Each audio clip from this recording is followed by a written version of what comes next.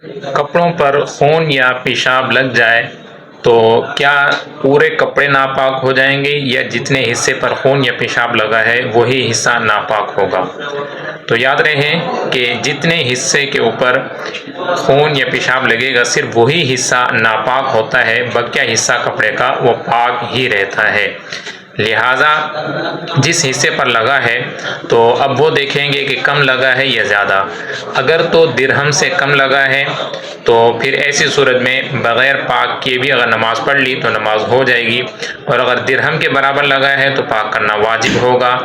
اور اگر درہم سے زائد لگا ہے تو پھر ایسی صورت میں پاک کرنا فرض ہوگا۔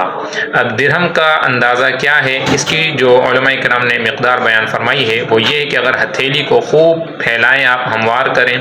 اور اس کے اوپر پانی ڈالیں، تو جب پانی ڈالیں گے تو جتنا پانی کا پھیلاؤ ہوگا وہ ایک درہم کا اندازہ شمار کیا جائے گا۔ اب اگر وہ درہم سے کم تھا تو پاک کرنا سنت، درہم کے برابر تو واجب، اور اگر درہم سے زائد تھا تو پھر فرض ہوگا۔